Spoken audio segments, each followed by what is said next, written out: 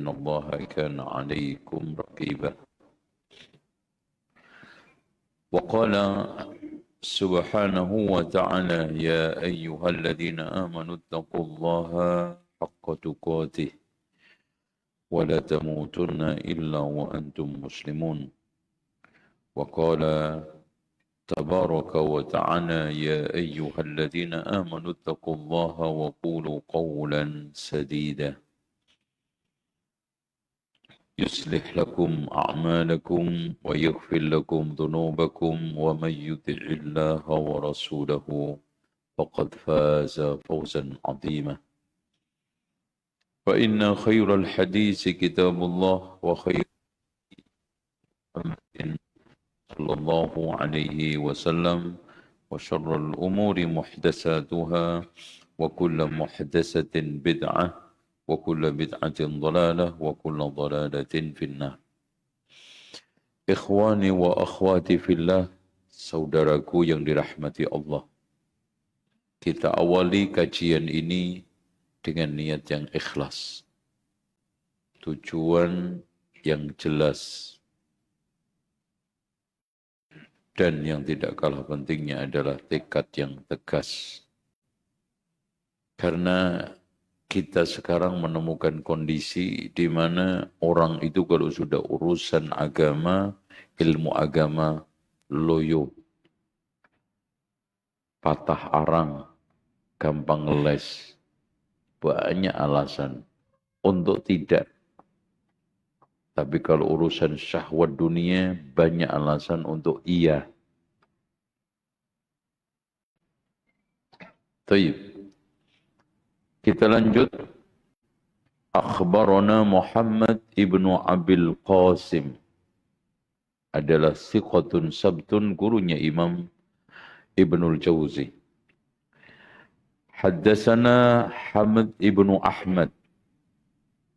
Akhbarana Ahmad ibnu Abdullah al-Hafid. Qala akhbarana Ibrahim ibnu Abdullah. Qala حدثنا محمد بن إسحاق قال سمعت أبا الهمام السكوني يقول حدثني أبي. Ya.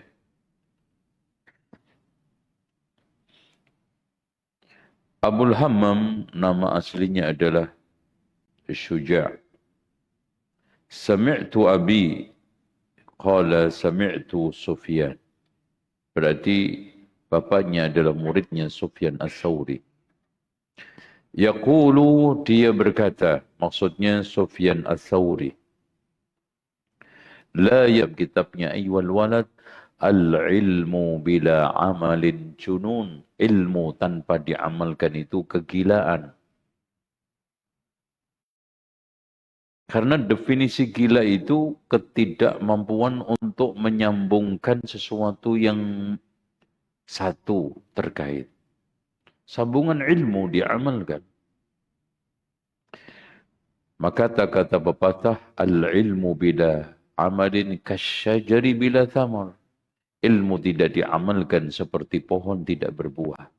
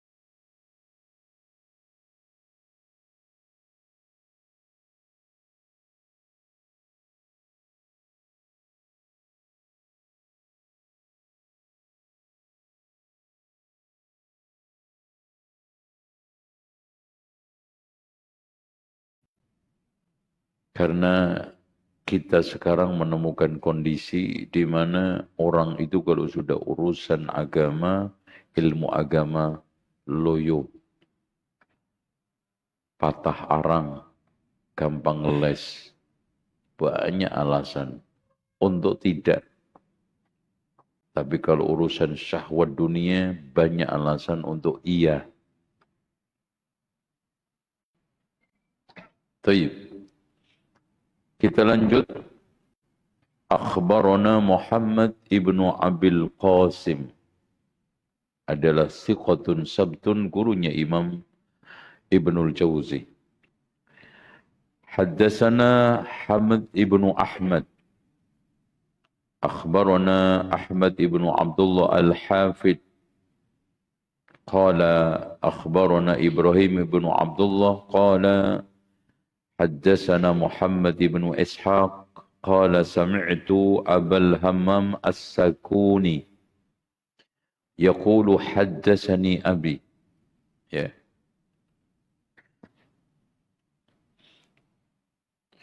Abul Hammam nama aslinya adalah Syuja'.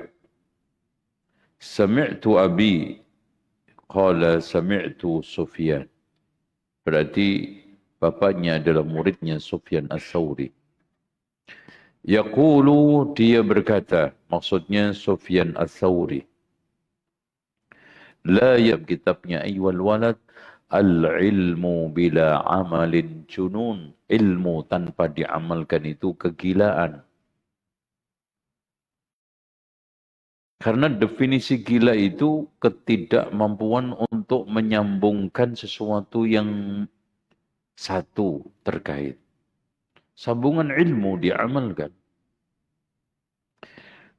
Maka kata pepatah, al-ilmu bila amalin kasyajari bila thamar. Ilmu tidak diamalkan seperti pohon tidak berbuah. Makanya orang seperti ini dikatakan oleh Allah, kabura maqtan indallahi an taqulu ma la taf'alun. Dan bila seorang da'i pencerah tidak mengamalkan ilmunya, lebih berat. Di mana Rasulullah mengatakan, mathalul ladzi yu'allimun nasal khaira wa yansa nafsahu kamathalil qatilah tudhi'un nasa wa tahrik nafsaha. Perumpamaan orang yang mengajarkan kebaikan, melupakan diri sendiri seperti dimar.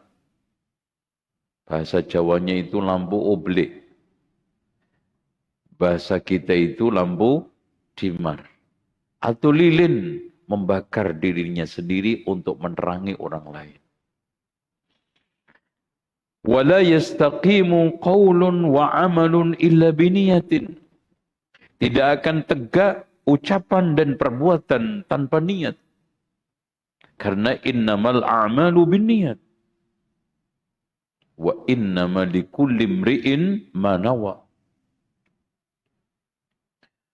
Oleh karena itu hadirin sekalian,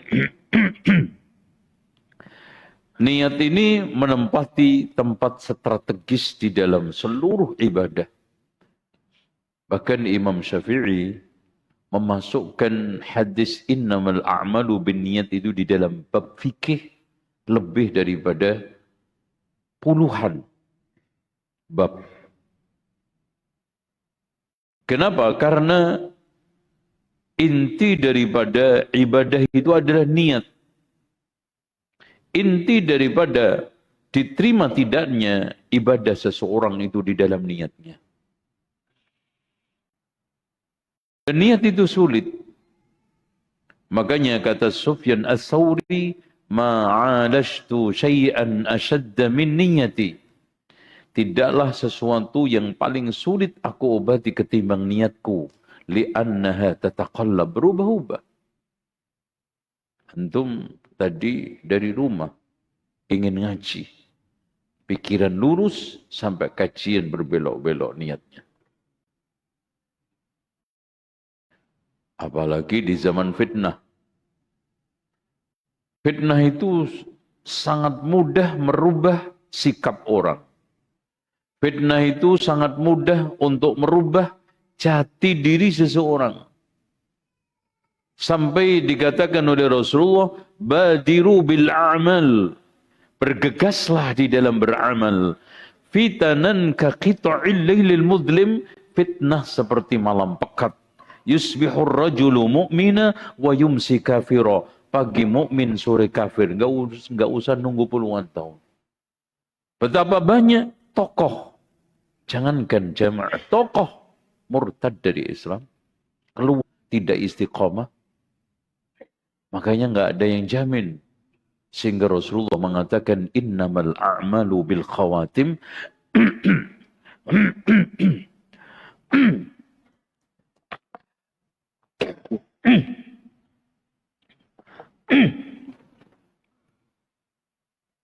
Ada panitia enggak ambil air panasnya?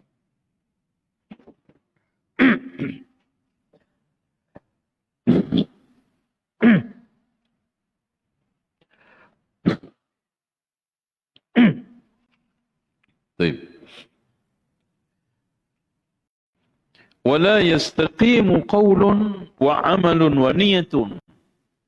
Tidak akan lurus amalan, ucapan dan niat illa bimuwafaqatis sunnah. Closingnya adalah sesuai enggak dengan sunnah. Betapa melimpahnya ilmu kita. Sampai pada tingkatan profesor doktor. Dan juga Masya Allah, amalan dia sangat padat. Dan niatnya juga tulus. Tapi semuanya tercemar dengan kebid'ahan, maka tidak akan diterima. Oleh karena itu, ucapan kita, perbuatan kita, niat kita harus muwafaqatus sunnah, sesuai dengan sunnah Rasulullah SAW. Ya, sunnah di sini bukan soal masalah wajib atau sunnah nafilah, tidak, sesuai dengan tata cara agama yang diajarkan oleh Rasulullah Sallallahu Alaihi Wasallam.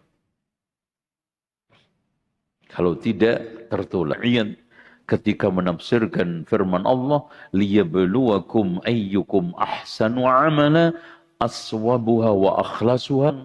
Dan bahkan mayoritas kaum muslimin meremehkan ini. Yang penting ikhlas, tidak juga dibarengi yang penting benar. Kenapa seperti itu hadirin sekalian? Syahadat kita menuntut kita la ilaha illallah, mencari Tuhan yang benar. Muhammadur Rasulullah, menyembah Tuhan dengan cara yang benar. Siapa yang sekarang ini hanya mendapatkan Tuhan yang benar, tapi menyembahnya salah, tidak diterima. Sekarang mungkin cara menyembahnya benar, tapi Tuhannya salah, juga tidak benar. Salah Tuhan jatuh ke dalam syirik, salah menyembah Tuhan jatuh ke dalam bid'ah. Makanya keduanya itu musuh agama bebuyutan. Syirik sama apa? Bid'ah.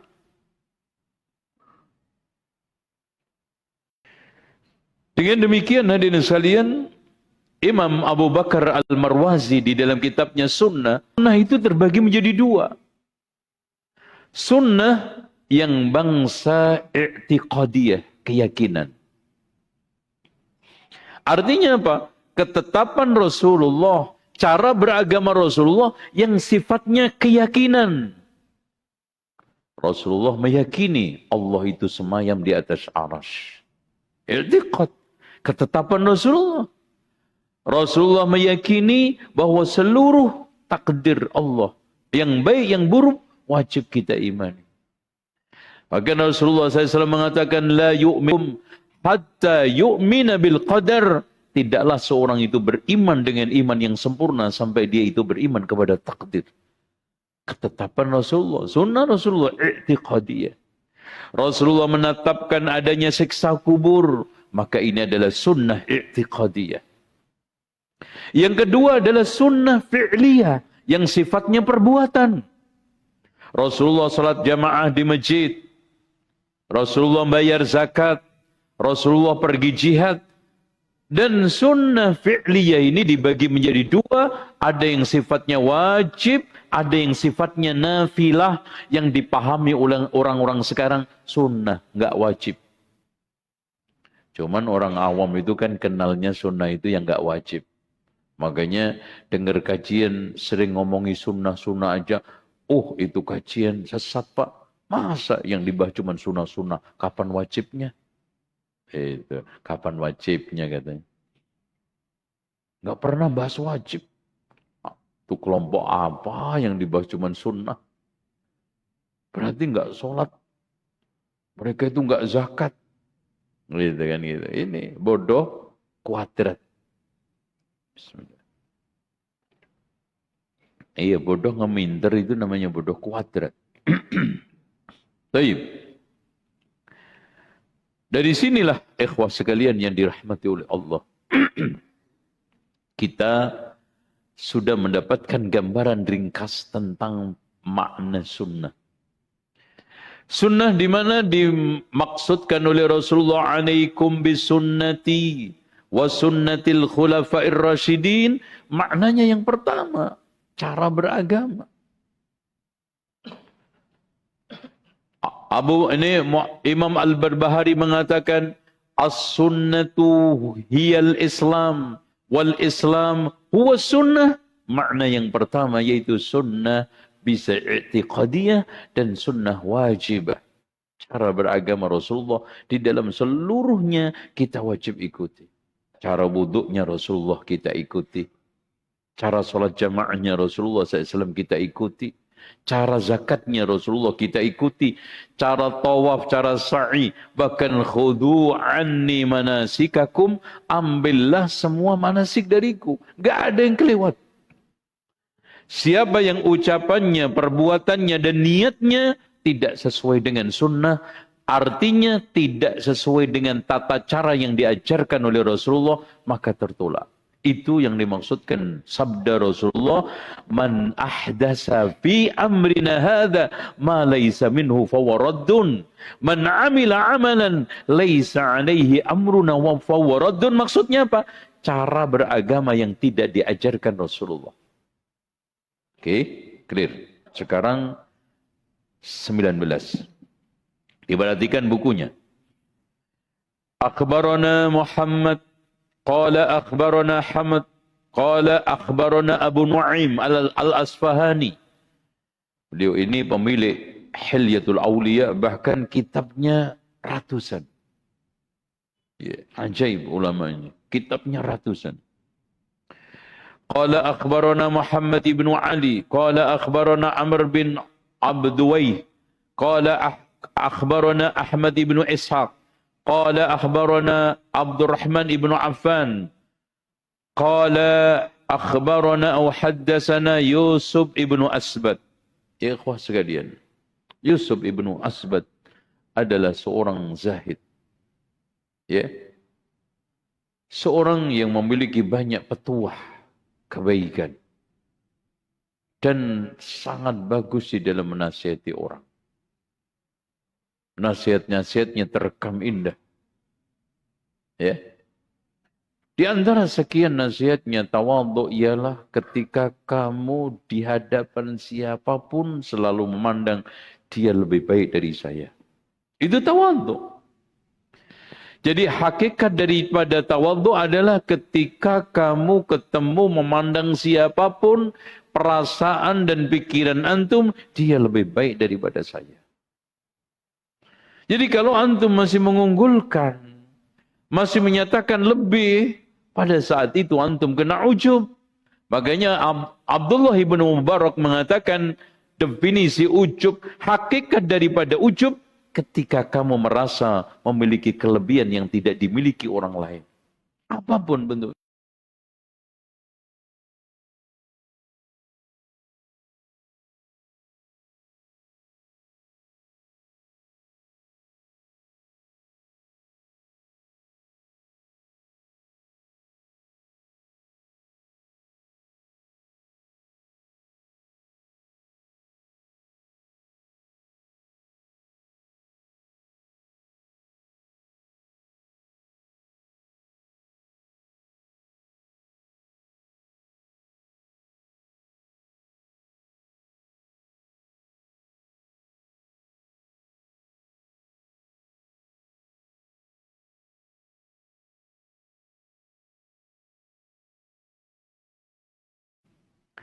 Bila telah sampai kepadamu seorang dari timur, annahu sahibu sunnatin, dia adalah sahib sunnah, yaitu mereka peniti tata cara agama Rasulullah. Itu yang itu. Jadi bukan sahibu sunnatin artinya mengamalkan yang sunnah-sunnah enggak wajib. Artinya dialah pelaku praktek dan sekarang mengikuti tata cara beragama Rasulullah. Wab'as ilaihi bisalam, kirimkan salam kepada mereka. Wa idza balagaka an akhir bil maghrib, dan bila sampai kepadamu seorang dari maghrib, annahu sahibu sunnatin, dia adalah sahibu sunnah, fab'as ilaihi bisalam, sampaikan salam kepadaku. Kenapa? Faqad qalla ahlus sunnati wal jamaah, telah langka ahli sunnah wal jamaah. Kapan Pak? Zamannya Sufyan al-Thawri, apalagi sekarang. Kapan? Zaman khairun nas masih zaman khairun nasi qarni, salafus saleh.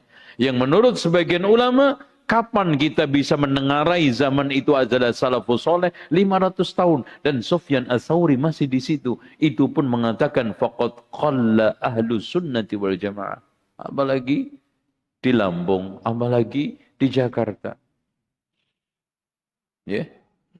Makanya antum mendapatkan satu teman, mendapatkan berita satu orang yang mengikuti sunnah Rasulullah, tata cara beragama Rasulullah SAW, maka itu lebih menguntungkan antum daripada antum ketemu 1000 orang yang enggak jelas. Apakah dia itu pengikut sunnah, penebar subhat sunnah, atau malah memusuhi sunnah. Baik, lanjut. 20 akhbarana Sa'dullah ibn Ali Abul Barakat, guru utamanya Imam Ibnul Jauzi. Qala akhbarana Ahmad ibn Ali At-Turaithiti. Qala akhbarana Hibatullah ibn Hasan At-Tabari. Qala akhbarana Muhammad ibn Abdurrahman ibn Al-Abbas. Qala akhbarana Al-Baghawi. Qala haddatsana akhbarana Muhammad ibn Ziyad Al-Baladi. Qala akhbarana Abu Sama an Hammad ibn Zaid. Ya. Seorang ulama, ya, senior, murid utamanya Abu Ayyub As-Sikhtiyani. Dan Abu Ayyub As-Sikhtiyani ini murid utamanya Abu Qilabah. Yang dia pernah dipesan, wahai Ayyub, peliharalah pasarmu karena hidup kecukupan itu termasuk sehat walafiat. Jadi yang semangat mencari ekonomi. Jangan malas, jangan tidak berdaya. Umar itu kadang-kadang kagum dengan orang yang tampilannya perlente, tapi ternyata setelah ditanya profesimu apa, enggak punya, jatuh harga dirinya. Apalagi laki-laki. Kelebihan laki-laki sebagai pemimpin apa Pak? Di mananya Pak? Allah berfirman, Ar-rijalu qawwamuna 'alan nisa bima faddalallahu ba'dahum 'ala ba'din wa bima anfaqu min amwalihim. Allah lebihkan laki-laki di atas perempuan karena harta yang dia infakkan. Dari ayat ini maksudnya apa Pak? Laki-laki harus lebih banyak duitnya dari perempuan. Paham? Enggak paham gue lempar nih. Paham enggak? Itu harus banyak duitnya, kalau enggak antum enggak wibawa. Sehingga pernah Umar bin Khattab di suatu ini melihat anak-anak, Masya Allah, seger-seger, muda, gendut-gendut. Di masjid tidur-tiduran. Jam-jam segini. Ditanya, ngapain kalian di sini? Ya duduk-duduk, wahai Amirul Mukminin. Ngapain? Ya santai aja Amirul Mukminin. Terus yang ngasih makan kalian siapa? Ya ada aja wahai Amirul Mukminin. Oh gitu. Akhirnya dia pulang. Oh dikiranya mau diambilin makanan. Karena habis ditanya tentang makanan. Dibawain cambuk, dicambuk satu persatu. Sampai bonyok. Dia sambil mengatakan, i'malu fa inna sama'a la tumtiru dhahaba. Kerja kalian, karena langit ini tidak akan bakal menghujani kalian emas. Habis itu dia berlindung, Allahumma inni a'udzubika min jaladil fajir wa dha'fil mu'min. Ya Allah, aku berlindung kepadamu dari lembeknya orang mukmin, gigihnya orang fajir. Orang-orang awam yang tidak kenal agama, kalau nyari nafkah gigih, semangat. Yang sudah faham ilmu, yang sudah paham tentang manhaj, malah letoy. Gimana antum? Gitu. Udah gitu gayanya kalau ngomongin poligami kayak istrinya. Oh, apa kampret loh. Udah bermelek itu. Taib. Qala Ayyub, inni la ukhbaru bimautir rajuli min ahli sunnah. Sungguh aku mendapatkan kabar kematian seorang dari ahli sunnah. Faka'anni seakan-akan afqidu ba'da a'dha'i, hilang sebagian anggota tubuhku. Betul. Karena dia adalah pelengkap dari kehidupan sunnah. Beliau adalah sekarang ini memberikan satu hiburan saat kita itu merana sendirian. Ahli sunnah meskipun satu sama dengan ribuan orang yang sekarang ini meramaikan di sekitar kita, tapi dengan kebid'ahan. Umpamanya gini, nggak usah jauh-jauh lah mas. Antum subhanallah, temannya 1000, datang ke antum bawa sound horak semua. Kira-kira nyaman antum? Enggak.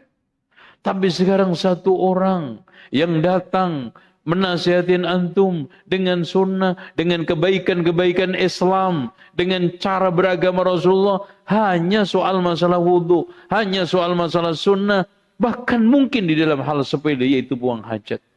Ada tata cara buang hajat yang diajarkan Rasulullah. Diajarkan itu lebih mulia daripada sekarang ribuan teman antum yang sekarang cuma ngajak mancing, ngajak trek-trekan, ngajak hura-hura, ngajak melakukan hal-hal yang sekarang ini nggak jelas. Tuh. Baik. Lanjut sekarang. Wabihi qalat Tabari. Yang tadi. Wa akhbarana al-Husain ibnu Ahmad ibnu Ibrahim. Qala akhbarana Ubaidillah ibnu Sa'id al-Burujirdi. Qala akhbarana Abdullah ibnu Muhammad ibnu Wahab. Qala akhbarana Ismail ibn Abi Khalid. Qala akhbarana Ayyub ibn Suwaid. Qala Abdullah ibn Shawdhab an Ayyub. Qala inna min sa'adatil hadas. Sesungguhnya di atas, sesungguhnya kebahagiaan puncak seorang pemuda. Seorang yang tumbuh kembang. Wal ajami, orang-orang ajam kayak seperti kita. Ayyuwafiqahumallahu, diberikan taufik oleh Allah li'alimin, bisa ketemu seorang alim min ahli sunnati wal jamaah. Makanya jangan sia-siakan. Ada Syekh Masyhur datang. Kita mendatangkan gak mudah. Kedatangan beliau juga gak mudah. Ya, gak mungkin. Ya, dengan mudah bisa ketemu ulama. Gak sia-siakan. Begitu juga saat ana punya kesempatan bisa ketemu, datang ke rumahnya Syekh Abdul Aziz bin Baz, saya manfaatkan. Kenapa? Karena keajaman kita membuat kita itu jauh dari pemahaman yang benar, yang lurusin itu ulama. Al-ulama ur-rabbani, ulama yang betul-betul mengamalkan ilmunya, melimpah ilmunya, sosok hidup di dalam mengejawantahkan ilmu. Dan yang tidak kalah pentingnya, ciri di antara sekian ciri ulama rabbani adalah berani menyampaikan kebenaran. Orang ulama, alim, dia itu maju tak gentar membela yang benar. Seorang alim yang munafik, maju tak gentar membela yang bayar. Itu munafik itu bedanya mukmin sama munafik. Maju tak gentar membela yang benar, mukmin. Maju tak gentar membela yang bayar, munafik. Itu. Jadi ciri-ciri munafik itu gampang sebetulnya. Dan munafik itu Masya Allah, Pak, tidaklah sekarang negeri banyak dihuni oleh orang-orang munafik. Kata Imam Ibnul Qayyim di dalam kitabnya Sifatul Munafikin, pasti hancur. Hancur. Negeri yang dikelola dengan kemunafikan itu penuh dengan kehancuran dan kerusakan. Kenapa? Wa idza qila lahum la tufsidu fil ardi.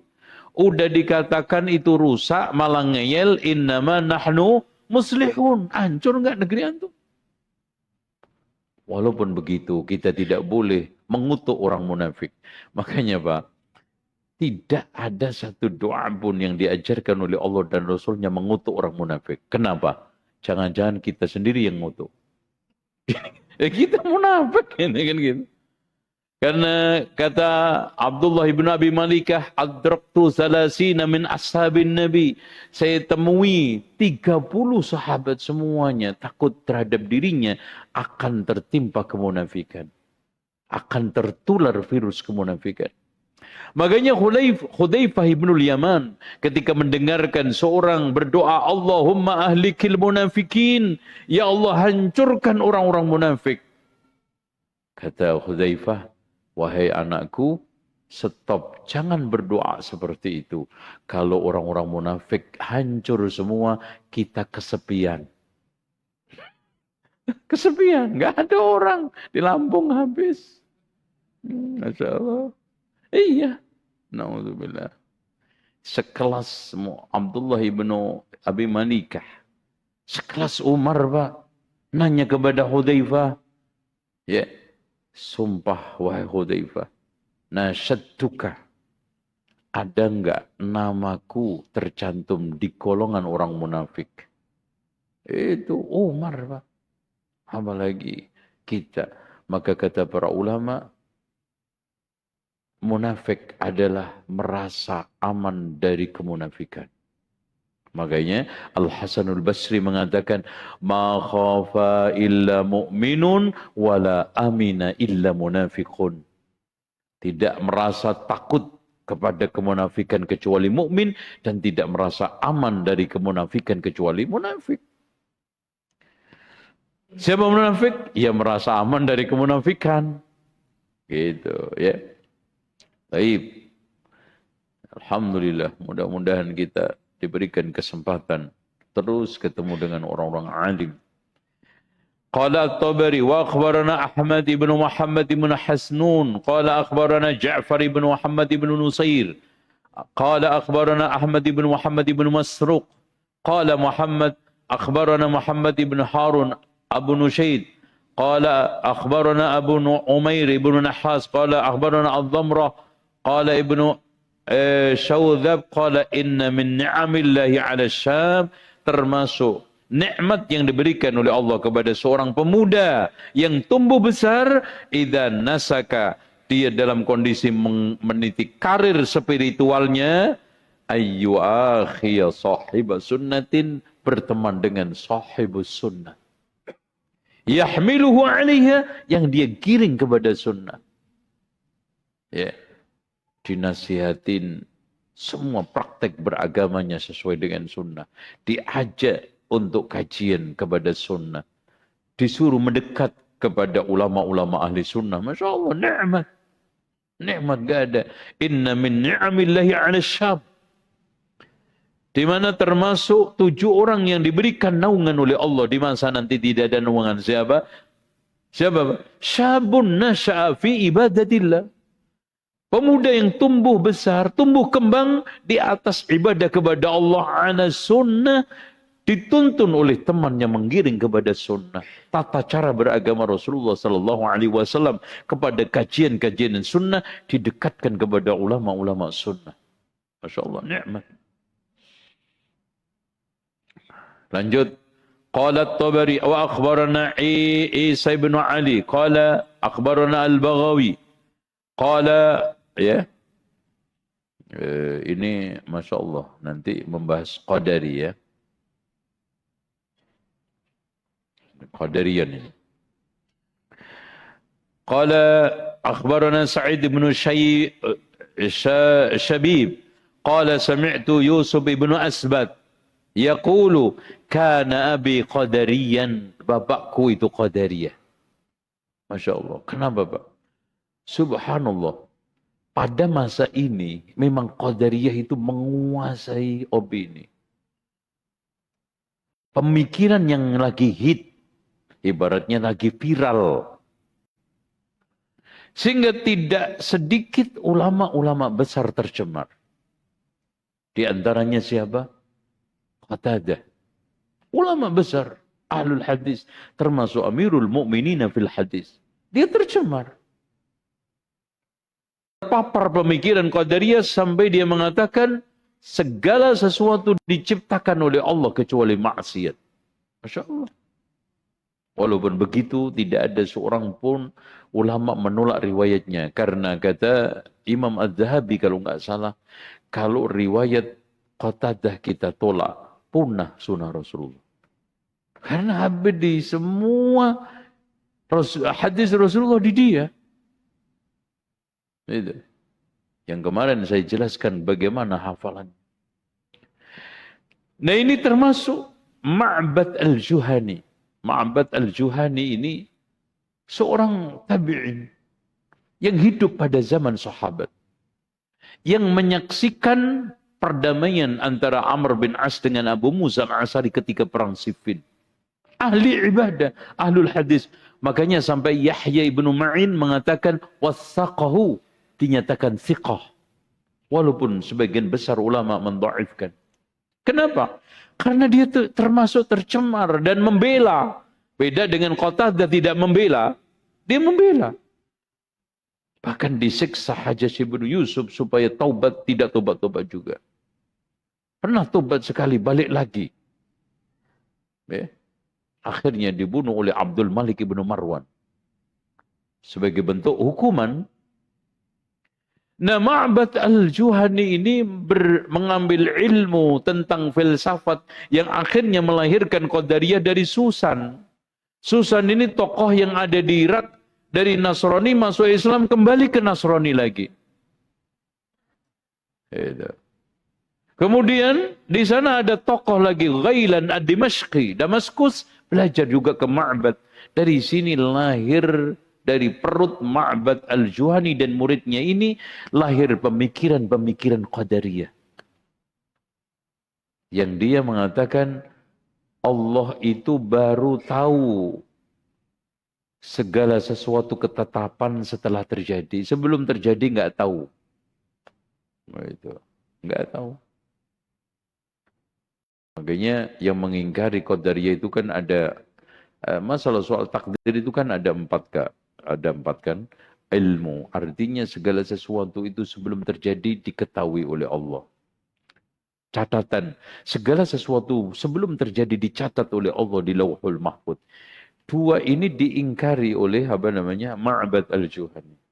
Ketika terjadi dikehendaki oleh Allah, yang ketiga, dan ketika terjadi wujud diciptakan oleh Allah.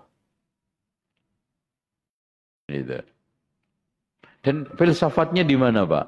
Pak, ahli filsafat. Coba Mas ditambahi lagi, Mas. Yang filsafat di dalam menentukan barang, ini benda itu kan ada perselisihan tajam. Apakah asal daripada benda itu diam atau bergerak? Ayo. Yang mengatakan diam ketika menular ke Islam nanti akan menjadi Jabriyah. Diam, pasif. Yang mengatakan bergerak nanti ketika menular ke Islam jadi Qadariyah. Artinya benda ini bergerak, beraktivitas, ya progresif. Jadi bergerak ini tanpa dipengaruhi oleh yang lainnya, maka Qadariyah menetapkan perbuatannya sendiri. No. Itu filsafatnya, Pak. Makanya ilmu kalam filsafat itu kenapa dibenci oleh para ulama? Imam Abu Hanifah mengilmui filsafat adalah kebodohan. Dan bodoh terhadap filsafat adalah ilmu. Lah mendingan apa? Nggak tahu. Yang lucu kadang-kadang gratis saja. Ini eman gitu loh. Kuliah bayar-bayar jurusan filsafat. Aduh. No, antum ngomong duit, ngomong umur. Emang kagak ada jurusan lain, Mas? Dan kata Imam Malik, Andaikan ilmu filsafat itu adalah ilmu yakin akan dipelajari oleh sahabat. Enggak ada satupun Abu Bakar, Umar, Utsman, Ali belajar filsafat. Hurairah, Abdullah ibnu Mas'ud, Abdullah ibnu Abbas, bahkan pakar dalam masalah ahli tafsir tidak pernah tercemar dengan filsafat, ilmu kalam. Imam Syafi'i mengatakan, hukuman saya buat orang yang belajar ilmu kalam, dinaikkan ke unta, diarak keliling kota, sambil dicambukin pakai pelepah kurma. Itu. Makanya Imam Ahmad mengatakan, sahibu kalami zindik, pelaku penyebar ilmu kalam kebanyakan adalah zindik. Antum lihat, pakar-pakar tokoh-tokoh, termasuk Ma'bad al-Juhani. Termasuk juga bapaknya Yusuf ibnu Asbat. Asbat, yaqulu kana abi qadariyah wa akhwali rawafid, dan paman-paman saya Rafidah. Lengkap Pak, Masya Allah. Sayap kanan, sayap kiri. Qadariyah sama siapa? Rafidah. Rafidah itu siapa? Rafidah itu kelompok. Jadi ceritanya ada sekelompok pendukung Ali datang kepada Zaid ibnu Ali ibnu Husain ibnu Ali ibnu Abi Thalib, yang nanti kelompok fanatisnya melahirkan Zaidiyah, kelompok Zaidiyah. Datang ke dia, wahai Zaid, bagaimana pendapat kamu tentang Abu Bakar, Umar? Keduanya adalah kakek saya. Keduanya adalah orang yang paling utama setelah Rasulullah. Langsung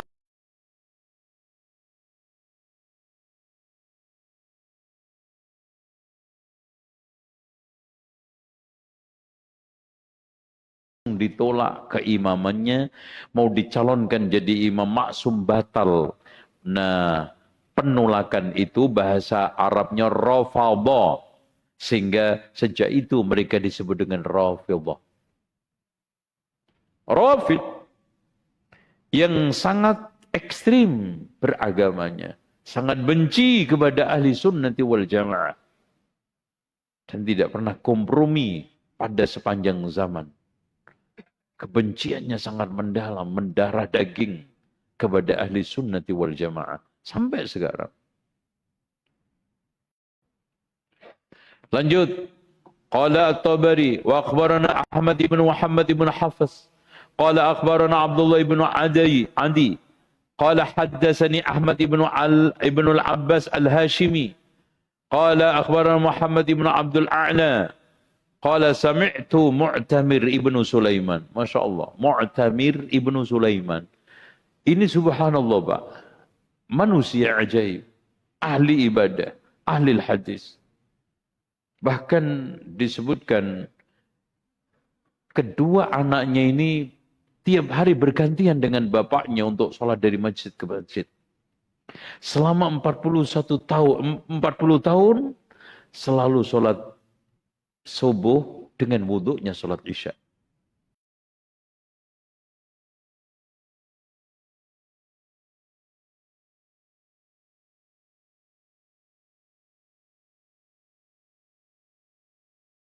Artinya apa? Mas, halo. Selama 40 tahun sholat subuh dengan wudhu sholat isya. Artinya apa? Enggak tidur, enggak batal. Dan selama 40 tahun selalu puasa Daud.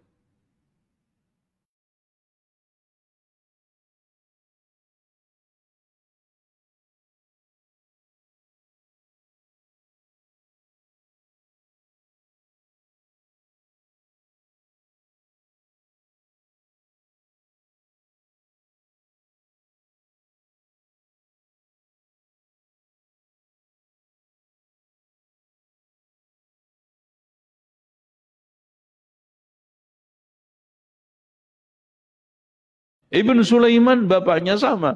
Yaqulu dakhaltu ala abi wa ana munkasirun. Ya, dan bapaknya ini sangat antipati kepada qadar.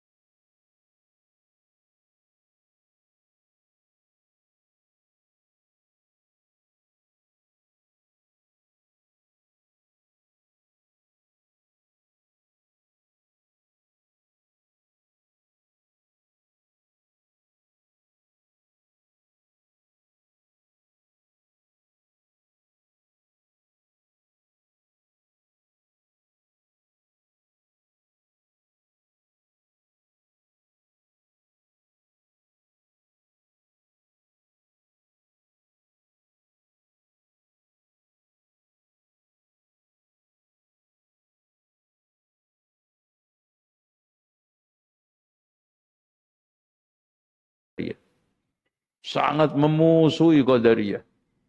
Wa ana munkasirun, saya sangat sedih. Faqala li, malak, kenapa kamu sedih? Qultu mata sadiqun li, teman akrab saya mati bapakku. Qala mata 'ala sunnah, apakah dia mati di atas sunnah? Qultu na'am. Qala la tahzan 'alai, kenapa kamu sedih? Masya Allah. Kenapa kamu sedih terhadap orang yang mati di atas sunnah?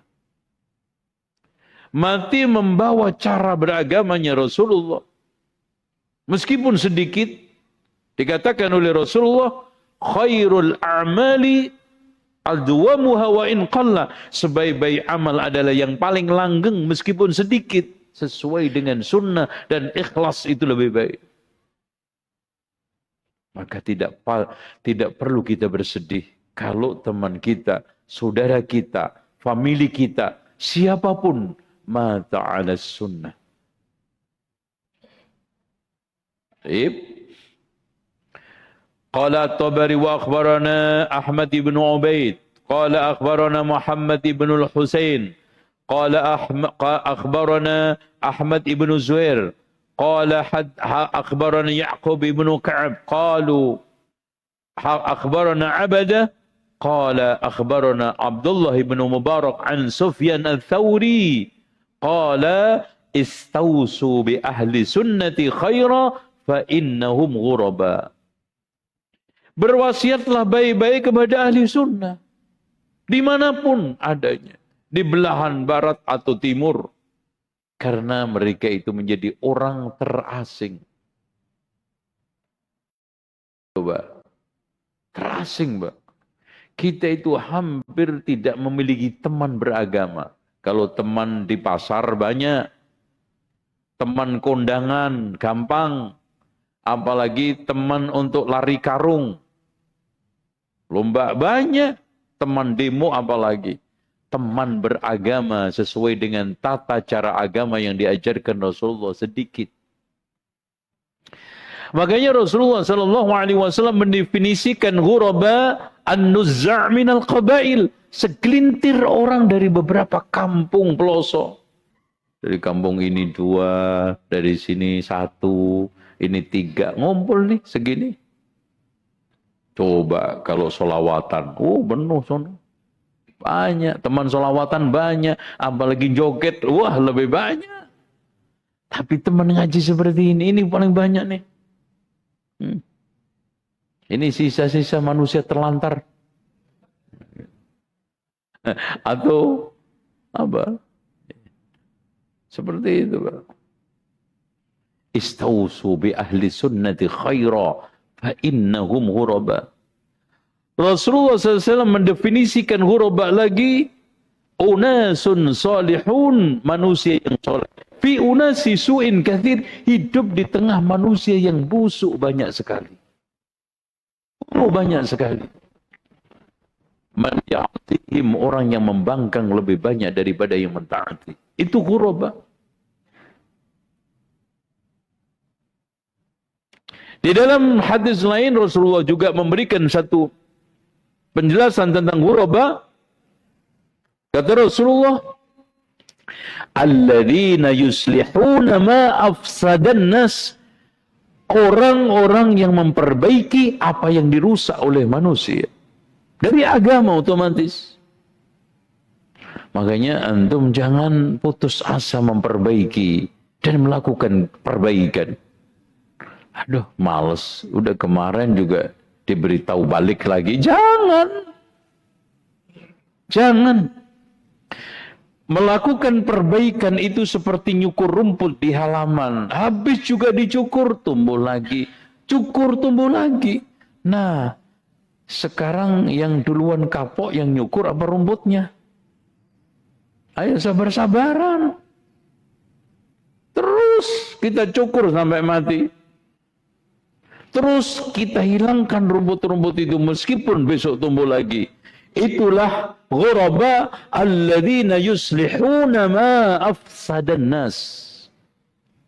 Yang rusak tidak lain adalah munafik yang tadi wa idza qila lahum la tufsidu fil ardi qalu innama nahnu muslihun. Enggak kok, saya ini dalam rangka untuk memperbaiki agama. Itu dalil mereka. Ya. Bahkan ketika berbicara itu, ya, mereka itu tertata rapi, sopan, santun di dalam menyampaikan berbagai macam ceramah, komunikasi, nasihat, tapi terkutuk di dalam hatinya, busuk di dalam kelakuannya, jahat di dalam pikirannya. Itu munafik.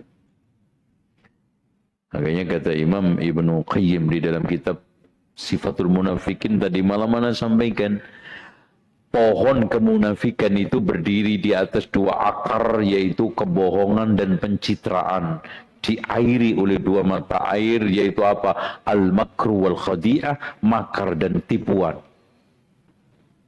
Nipu dengan ucapannya, nipu dengan gayanya, nipu dengan sumpah-sumpahnya, tapi kenyataannya adalah musuh dalam selimut, mengunting dalam lipatan. Itu antum di tengah, hidup di tengah seperti itu, terasing enggak? Terasing karena tidak pernah basa-basi di dalam beragama. Terasing karena komitmennya.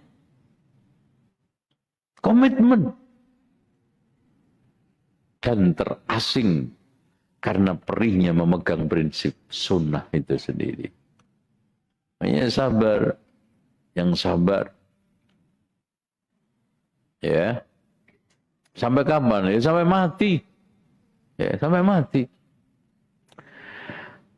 Akhbarana Abu Mansur ibnu Khairun qala akhbarana Ismail ibnu Abi Al-Fadl Al-Ismaili qala akhbarana Hamzah ibnu Yusuf As-Sahmi qala akhbarana Abdullah ibnu Adil Hafid qala akhbarana Abu Awana qala akhbarana Ja'far ibnu Abdul Wahid qala lana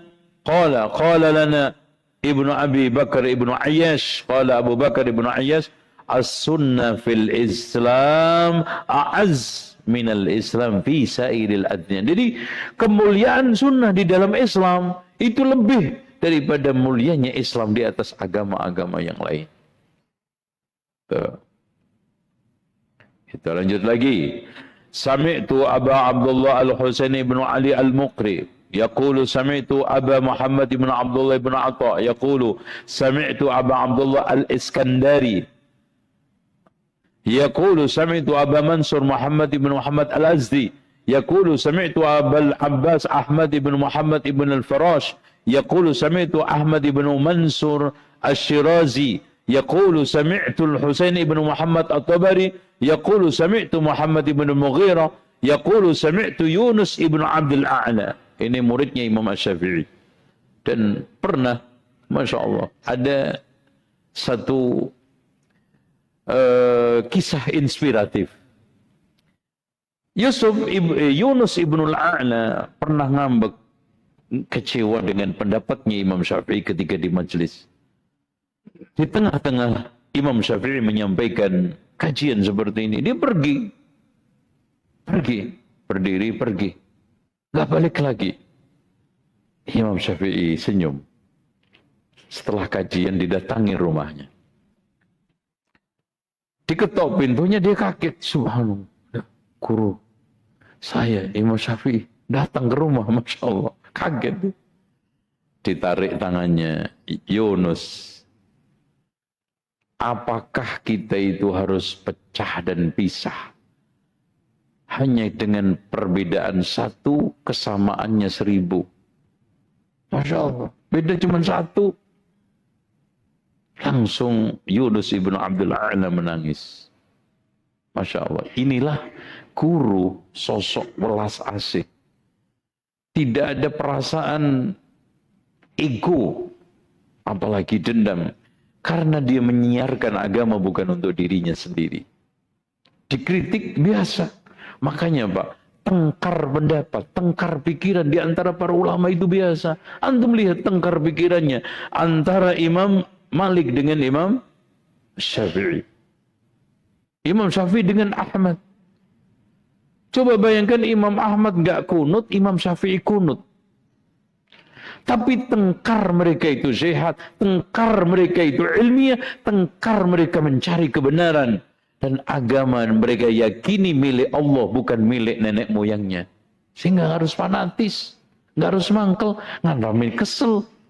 Beda dengan sekarang, ustadznya dikritik pendapatnya aja langsung ngomel-ngomel. Wah, ini pecah dong, ini nggak bener dong.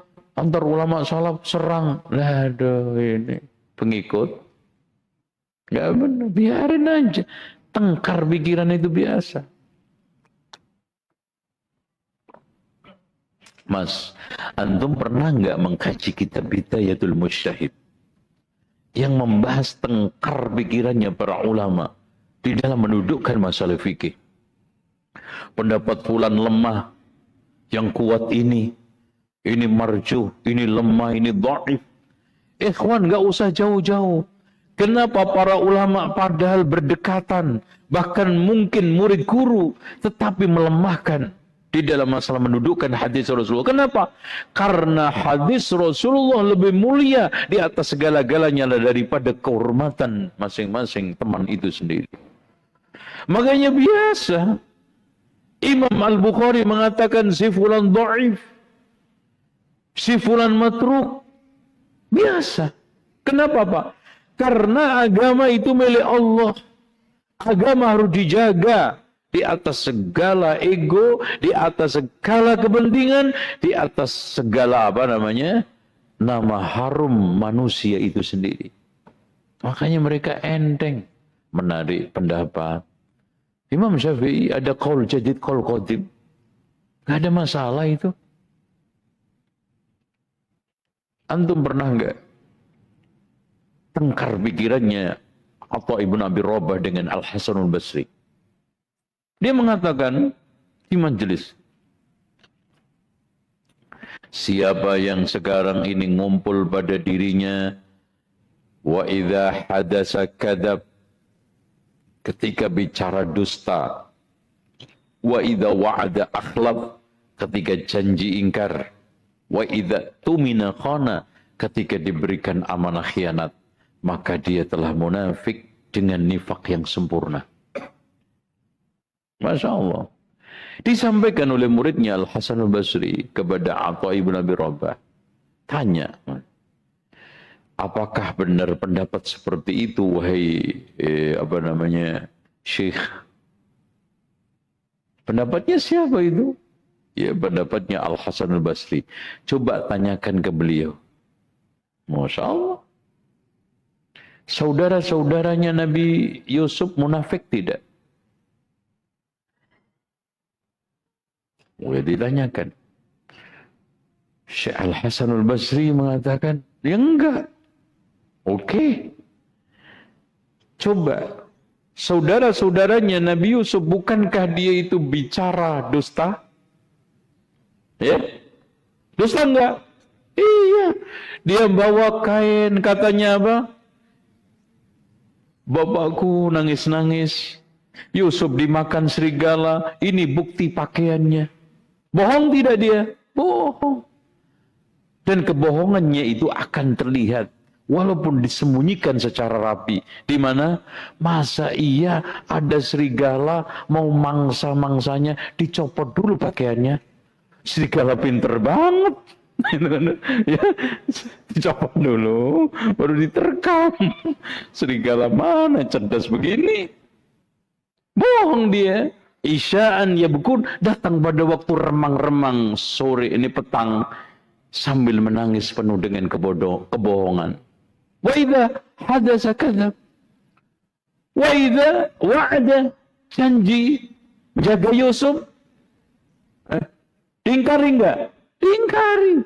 Dijaga? Tidak, malah dibuang ke sumur. Ingkar enggak terhadap janji? Ingkar. Wa idza tumina khana, disuruh untuk jaga amanah Nabi Yusuf, tidak dijaga itu amanah.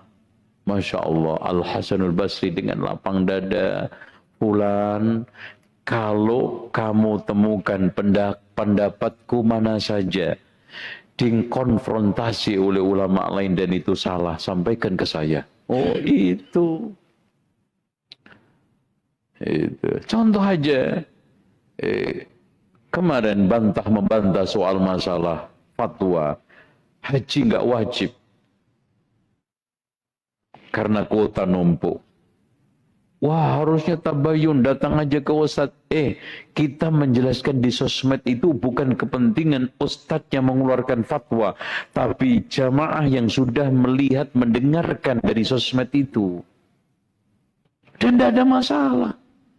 Tengkar pikiran itu nggak ada masalah. Untuk mendudukkan mana yang benar.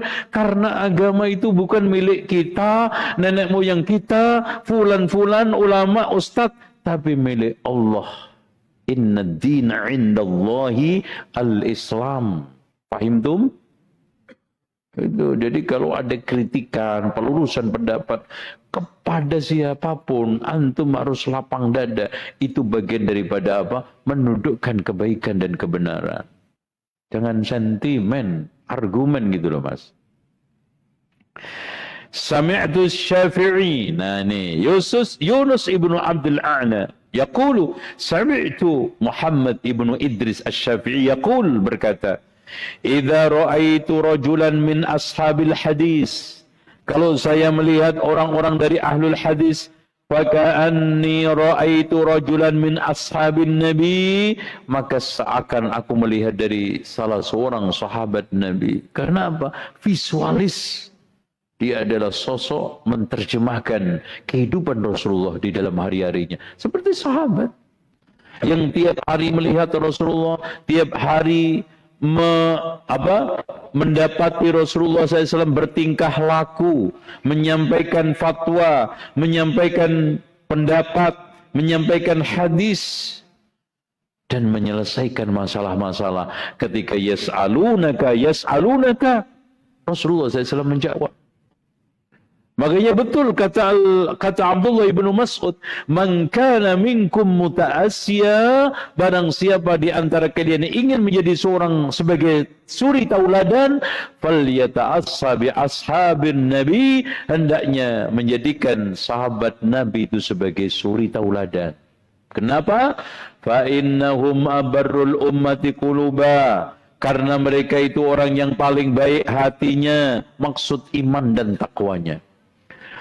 Wa a'maquha ilma, yang paling dalam ilmunya karena langsung belajar kepada Rasulullah. Pak, saya tanya, seandainya ada orang yang hebat belajar dari 1000 ulama selevel Imam Bukhari, mana yang lebih hebat? Orang yang langsung belajar ke Rasulullah. Rasulullah. Itu, Masya Allah. Makanya la tasubbu ashabi, jangan menghujat sahabatku. Enggak patut. Enggak level. Dengan ada apa dengan kita? La tasubbu ashabi. Mereka murid Rasulullah. Dan siapa yang meyakini muridnya Rasulullah gagal, maka orang tersebut pasti ada error di otaknya, di hatinya, di imannya. Murid Rasulullah gagal. Nah, antum aja murid Madrasah Al-Haya dinyatakan gagal aja. Marah kok. Gitu. Dan orang yang paling sedikit penyimpangannya. Kenapa? Mereka hidup di zaman di mana kalau ada kesalahan penyimpangan langsung ditegur oleh Rasulullah. Andaikan Rasulullah SAW nggak tahu, Allah tahu. Makanya ada seorang sahabat mengatakan, kunna na'zil wal Qur'anu yanzil wa la yanhana an dzalik. Kami melakukan azl, yaitu penumpahan air mani di luar rahim, Quran turun tidak melarang. Padahal hubungan intim di kamar, nggak tahu siapa-siapa.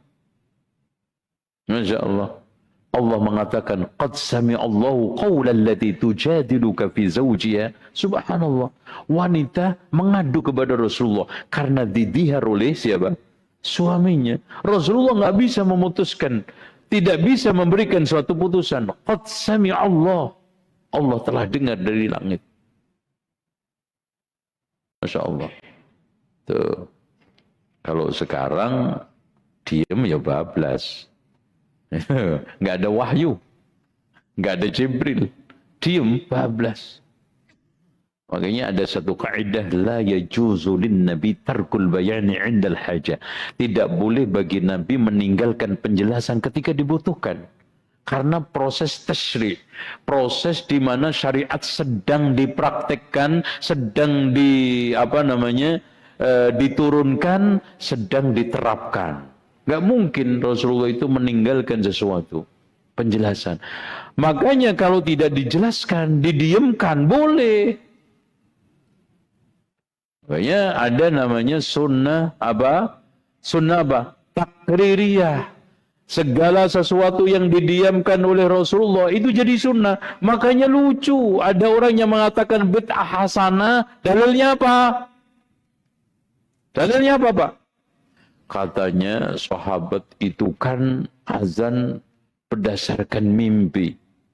Bukan ketetapan Rasulullah. Bahkan Rasulullah menetapkan azan, menetapkan syariat azan setelah dilaksanakan oleh sahabat. Itu bukan bid'ah hasanah, itu namanya sunnah takririyah. Ada seorang yang mengistiqomahkan membaca Sami Allahu liman hamida, Rabbana wakal hamdu hamdan katsran thayyiban dan seterusnya. Hampir-hampir 30 malaikat bergegas mencatatnya. Itu kan bid'ah hasanah. Sahabat menetapkan doa itu tanpa adanya dalil dan ketetapan dari Rasulullah. Mas, nek bodoh jo mojo kilo-kilo. Ini namanya sunnah takririyah. Ketika dibiarkan Rasulullah, ketika itu diiyakan oleh Rasulullah, jadi apa? Sunnah takririyah. Kalau dilarang, nggak jadi. Contoh siapa? Mu'ad bin Jabal. Salat Isya pakai surat Al-Baqarah. Andaikan itu didiamkan oleh Rasulullah jadi sunnah. Tapi Rasulullah memanggil Mu'ad. Ya Mu'ad, afattanun anta? Apakah kamu ingin jadi sumber fitnah? Kalau kamu salat Isya baca surat ini jangan Al-Baqarah. Oh, Masya Allah, salat Isya Al-Baqarah itu. Nyungsep semua tuh. Nongging deh. Nah, makanya enggak ada yang tahlilan ila hadratin Nabil Mustafa Muhammadin sallallahu alaihi wasallam Al-Baqarah. Enggak ada tuh. Itu bubar itu. Oke. Kita lanjut ya. Mana tadi? Oke ya, Asy-Syafi'i sudah. Berikutnya. Akhbarana Muhammad ibn Abil Qasim qala akhbarana Ahmad ibn Ahmad qala akhbarana Abu Nu'aim Al-Hafidh qala akhbarani Ja'far Al-Khaldi fi kitabi qala sami'tu Al-Junaid. Dia adalah tokoh zahid, sufi yang ucapannya sering dinukil oleh Imam Ibnu Qayyim di dalam kitab Madarijus Salikin dan beberapa kitabnya. Yaqulu at-turuku kulluha masdudatun 'anil khalqi. Semua bentuk tarekat itu tertutup. Dalam bahasa kita itu ghairu mu'tabarah, menyimpang, illa man iktafa athar Rasul, kecuali tarekat tersebut sesuai dengan asar Rasulullah, wattaba'a sunnatahu, mengikuti tata cara beragama. Mana tata cara zikir joget-joget sampai histeri? Diajarkan sama Rasulullah. La ilallah. Diajarkan sama Rasulullah? Enggak ada. Zikir sampai tengel-tengel, hampir kepalanya copot. Diajarkan sama Rasulullah? Enggak. Walazima tariqatahu fa inna turuqal khairat kulluha atau kullaha maftuhatun ali. Semua jalan-jalan kebaikan terbuka di hadapan sunnah, tertutup di selain sunnah. Titik. Zikir dibagi, ada zikir syariat, la ilaha illallah Muhammadur Rasulullah. Kita ini masih kelompok syariat. Meningkat lagi menjadi la ilaha illallah. Caranya gini, la illallah, la illallah. Nah, harus di sini. La Itu ada caranya, ada apa namanya? Ada SOP-nya. SOP. Itu kalau nggak sesuai SOP bisa tubrukan, gitu kan? Sama kanan sama kiri. Itu SOP SUPI, sumpah pikiran.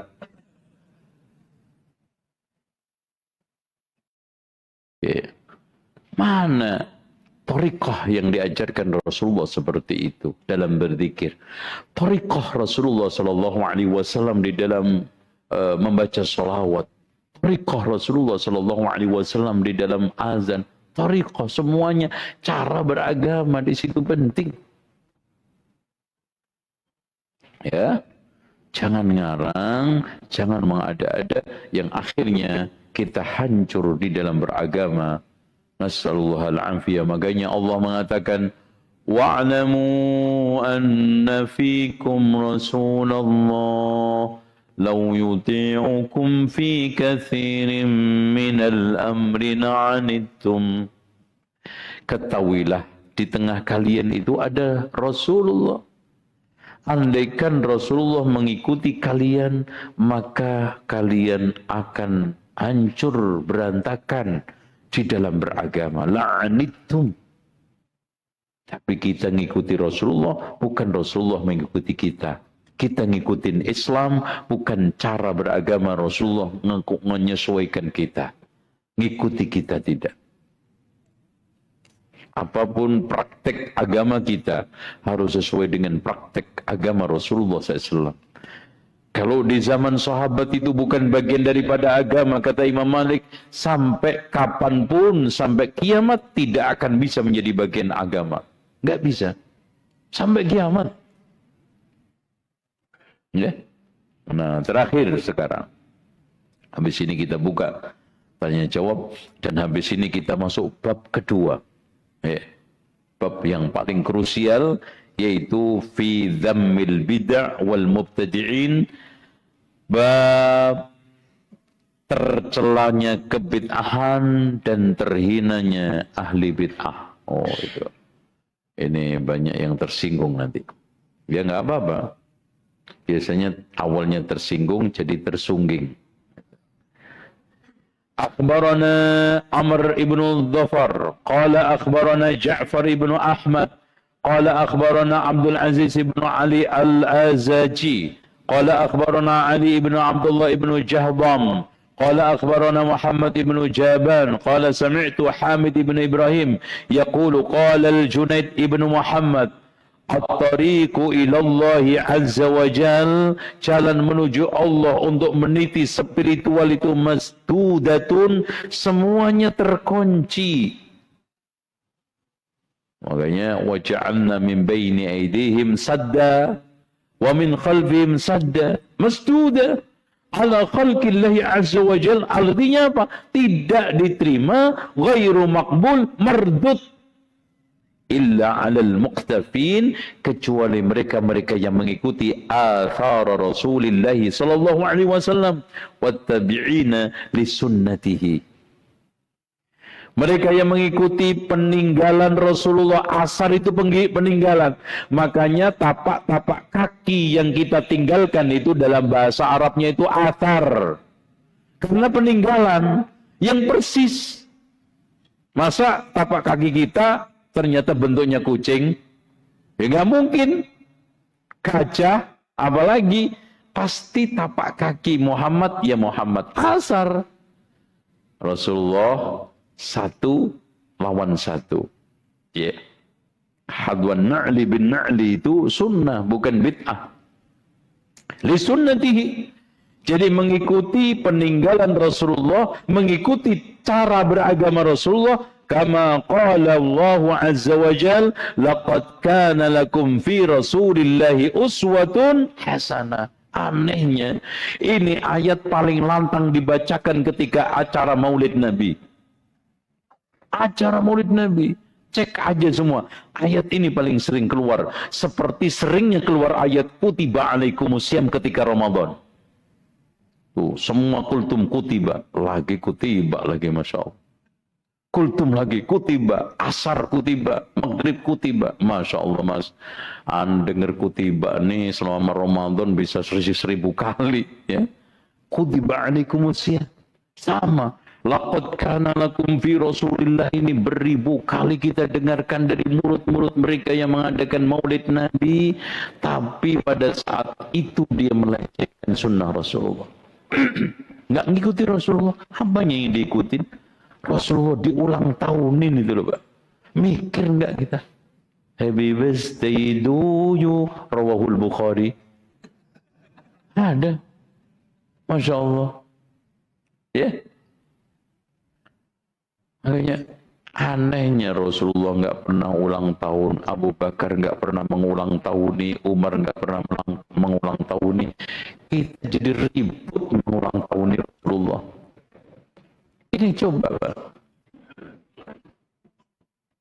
Kalau memang ulang tahun itu baik, tapi Rasulullah SAW nggak tahu, mungkin nggak tahu kalau itu baik.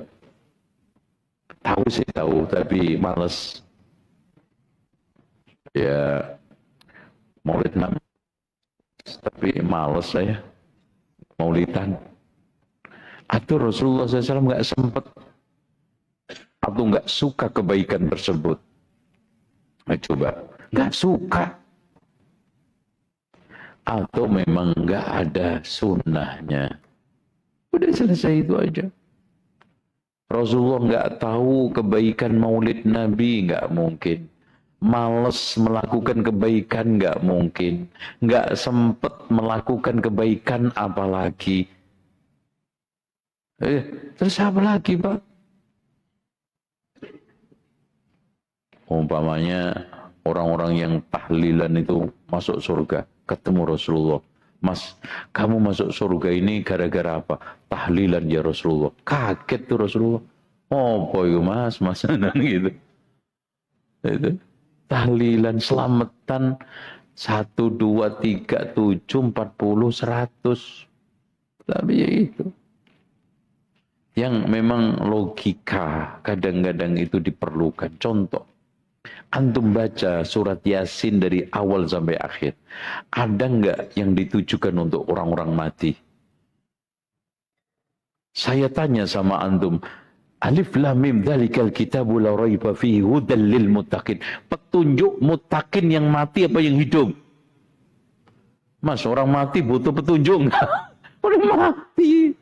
Ngapain lo baca ayat وَاضْرِبْ لَهُمْ مَثَلًا أَصْحَابَ الْقَرْيَةِ إِذْ جَاءَهَا الْمُرْسَلُونَ.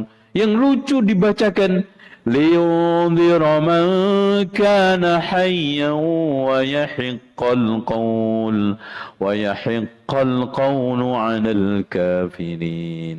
Agar dengan Al-Quran ini Muhammad memberikan peringatan orang yang hidup.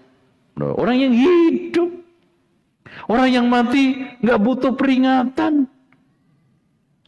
Jadi masa orang mati dibacain ayat sholat, mau sholat memang, dibacain ayat puasa, mau puasa.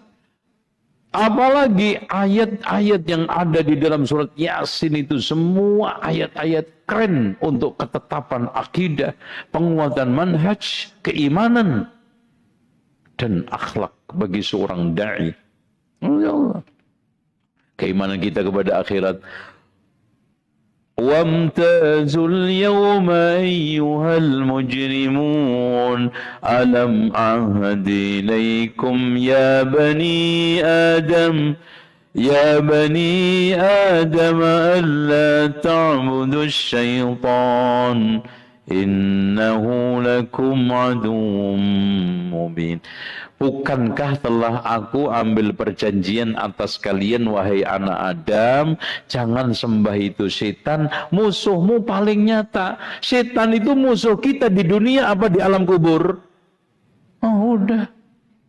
Makanya harusnya surat Yasin ini lebih sering kita bacakan untuk yang hidup daripada yang mati. Kita nggak mengingkari ada ikhtilaf di antara para ulama, apakah bacaan Al-Quran itu sampai manfaat. Kita tidak sedang menyoal manfaat, tidak manfaat. Al-Quran ini hidayah untuk orang yang hidup atau yang mati. Hidup udah selesai. Laqad kana lakum fi Rasulillah uswah. Rasulullah itu teladan untuk orang yang hidup. Mati. Kalau mati udah selesai. Pak, kalau mati masih bisa usaha, Pak. Masih bisa beramal, apalagi diminta-mintai doa, mintai jodoh, uang dan yang lainnya. Udah, nggak usah takut-takut mati di atas kekafiran, mati di atas kefasikan, mati di atas kemaksiatan. Nanti tobat di alam kubur aja. Selesai. Banyak waktu, nggak ada kerjaan, nggak ada lembur, nggak ada kondangan, aman. Tiap hari juga zikir, sholat, istighfar, tobat.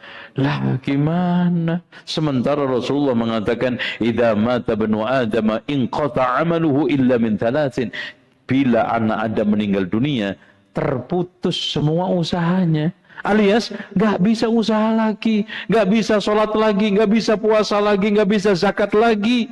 Cuman usaha orang lain atau usaha dia yang masih ketika hidup dulu. Shadaqatin jariyatin, ilmin yuntafa'u bihi, awaladin sholihin, kan gitu. Kalau sudah di kuburan, inqata'a amaluhu, putus. Wallahu a'lam bishawab. Baik. Mungkin ada yang bertanya, silahkan. Baik.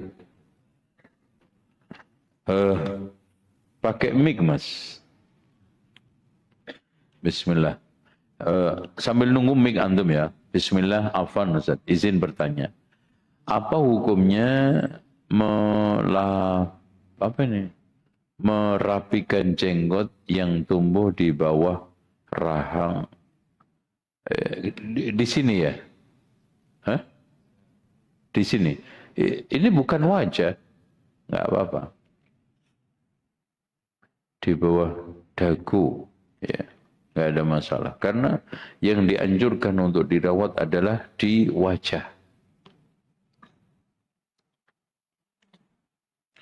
Ustadz ketika azan ketika azan setan ketika azan, ini komanya yang repot. Ketika azan setan akan lari, tapi kenapa masih ada orang yang diganggu setan? Wah sekalian, setan itu macam-macam ya. Seperti malaikat juga macam-macam. Contoh, malaikat tidak masuk di rumah yang ada gambarnya ada anjingnya. Ya kalau malaikat azab, malaikat maut ya masuk tetap. Yang dikasih anjing deh segodang, masuk. Gitu. Mau kasih gambar aja juga penuh juga tetap masuk. Beda. Yang dimaksudkan malaikatur rahmah. Ini juga begitu, setan dibelenggu. Setan itu banyak. Ada yang dibelenggu, ada yang tidak. Begitu juga masalah setan yang terganggu dengan azan. Itu. Yang tidak lain adalah khinzib yang suka khusus ngoda sholat. Ya setan selingkuh ada. Masih. Itu. Kan beda. Setan yang goda ini sholat sama yang goda itu. Ustaz, ada seorang da'i yang mengatakan bahwa hadis yang disampaikan dari Abu Hurairah itu lemah karena beliau berdusta. Apakah benar? Ini orang ngomong yakin sambil minum khamr. Mabuk. Dia ini ngomong berdasarkan penelitian atau membeo? Kalau dia membeo, tahu nggak guru besarnya yang pertama kali menggulirkan itu adalah Qurtsihor. Kemudian diturunkan inspirasi itu oleh orang-orang Rafidhah, disebarkan ke seluruh dunia. Sekarang pertanyaannya, dustanya di mana? Yang dikatakan dusta Kalau dia sekarang subhatnya selalu yang digulirkan, diputar ulang, masa sih Abu Hurairah itu masuk Islam baru 3 tahun? Kan beliau masuk Islam pada tahun ke-7 Hijriah, pas ketika perang Khaybar atau kila setelah perang Khaybar. Dan perang Khaybar itu pada tahun ke-7. Hadisnya lebih banyak yang masuk Islam dari awal seperti Abu Bakar, seperti Umar. Ya ikhwan, kemampuan orang berbeda-beda. Jangankan dia pernah ketemu Rasulullah SAW 3 tahun. Ada orang yang nggak pernah ketemu Rasulullah. Siapa? Abu Hurairah, Imam Bukhari. Nggak salah tuh menghafalkan hadis sekian. Apalagi ada orang yang pernah ketemu Rasulullah SAW 3 tahun. Dan memang Abu Hurairah harus belajar sejak umur itu saja. Makanya dia rela tinggal di Sufah bersama orang-orang miskin, tidur di masjid supaya sering ketemu Rasulullah dan ketemu sahabat-sahabat senior yang lebih dulu dari beliau untuk mengambil hadis-hadis Nabi. Apalagi Rasulullah SAW mendoakan dia untuk supaya kuat hafalannya. Tidak ada masalah. Masalah itu adalah masalah ketekunan. Masalah itu adalah takhassus. Ya. Ada orang yang belajar bahasa Arab 15 tahun nggak paham-paham. Ada orang yang belajar bahasa Arab 1,5 tahun bisa. Salahnya di mana, Pak? Salahnya di mana? Ada orang yang umurnya sampai hari ini 50 tahun tidak hafal Al-Quran. Ada orang yang 10 tahun hafal Al-Quran. Salahnya di mana? Ya salahnya di antum, kenapa nggak ngapalin gitu loh. Itu. Nggak ada yang salah di dalam Abu Hurairah. Bahkan hadis-hadis Abu Hurairah radhiyallahu an diambil oleh para ulama dengan kesepakatan aklamasi kalau memang sanadnya itu adalah sahih. Emang betul ada yang dhaif, bukan Abu Hurairahnya yang salah, tapi sanadnya menghantarkan kepada Abu Hurairah kepada Rasulullah SAW itu yang lemah. Jadi soal sanad, makanya Imam Abdullah ibn Mubarak mengatakan al-isnadu minad din, sanad itu bagian dari agama. Tuh, sanad itu diperhatikan.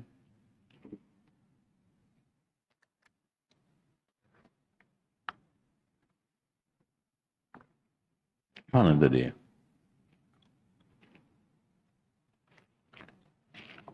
Bapak Ustadz, mohon solusinya apa yang harus Ana lakukan jika di lingkungan kerja ada kalanya doa bersama ulang tahun pimpinan karyawan. Ya tanggung aja dosanya kalau antum ikut. Ya makanya satu, antum harus cari kerja yang tidak ada doa bersama, tidak ada ulang tahun. Terus kemudian kalau saya sudah kerja di situ gimana? Antum tolak baik-baik. Kalau antum nggak bisa menolak, ingkari di dalam hati. Karena itu minimal. Man ra'a minkum munkaran falyughayyir biyadihi fa illam tastati fa bilisanihi wa illam yastati fa biqalbihi. Kalau makin parah antum keluar, menyelamatkan akhirat itu lebih penting daripada dunia. Ya jangan sebagian jamaah yang dekat-dekat ustadz bukan untuk menyelamatkan akhirat tapi menyelamatkan dunia. Itu jangan.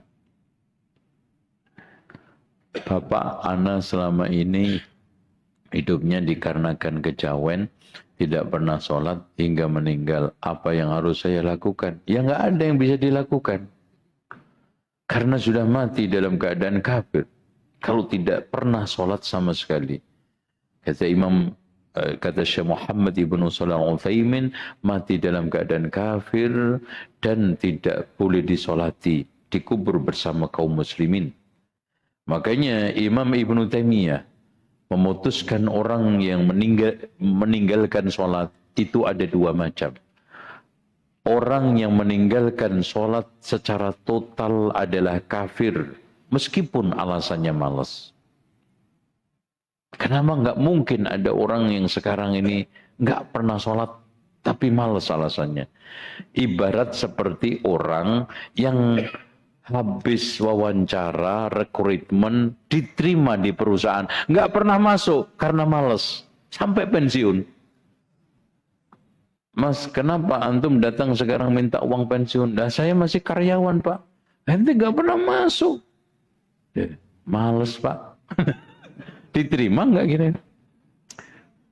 Anak, Masya Allah, seumur hidup nggak pernah makan, males. Males itu kadang-kadang. Adapun orang yang meninggalkan sholat kadang tidak, maka dia tetap dihukumi muslim, dan hukumnya nanti kita serahkan di hadapan Allah di akhirat nanti. Tuh ya. Itu pentingnya ngajak orang tua itu sholat. Assalamualaikum Ustaz. Apakah mungkin iblis menipu seseorang dengan membuatnya merasa sudah selamat dari tipu daya iblis? Iya. Nanti kita bahas. Ya. Karena iblis sudah bersumpah, "Fabima aghwaytani ya Allah, karena engkau telah menyesatkanku, aku akan balik menyesatkan anak Adam dari jalan yang lurus." Nah, itu. Jadi iblis itu punya watak prinsipil, nggak mau sesat sendiri. Itu. Nggak mau sesat sendiri. Ustadz YouTube yang dijualan popularitas atau para cendekiawan yang sibuk tapi lupa ibadah. Jika hari ini beliau hidup dan menulis edisi Talbis Iblis modern, dikira-kira siapa yang akan belum kritik lebih keras para Ustadz YouTube? Maksudnya apa ini? Apakah mungkin iblis? Enggak paham pertanyaan Anda.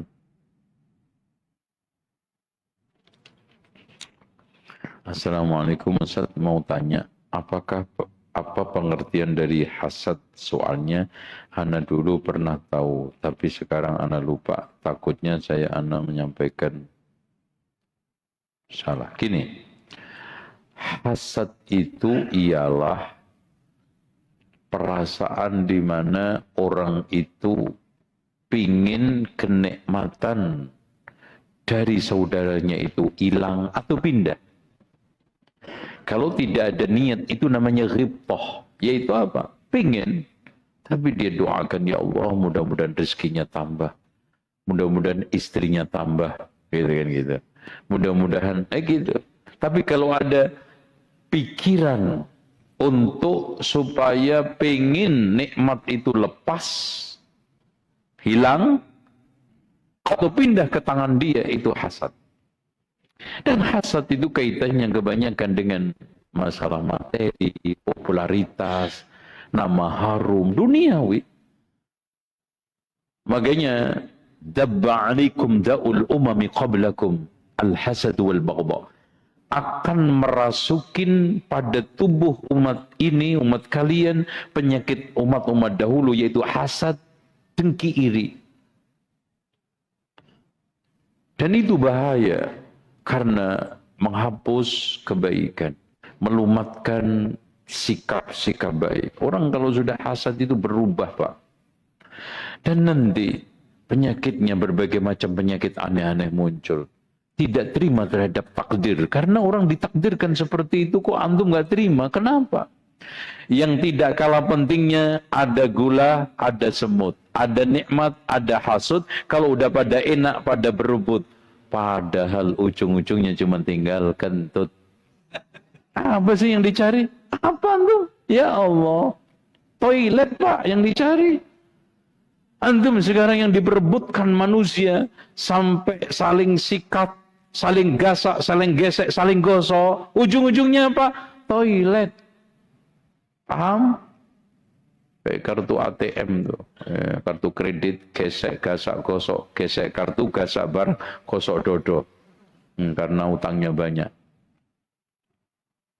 Itu, makanya hentikan. Gak ada faedah. Caranya bagaimana? Antum berlindung dari hasad. Ya. Banyak doa-doa yang diajarkan oleh Rasulullah SAW berlindung dari iri, dengki, hasad.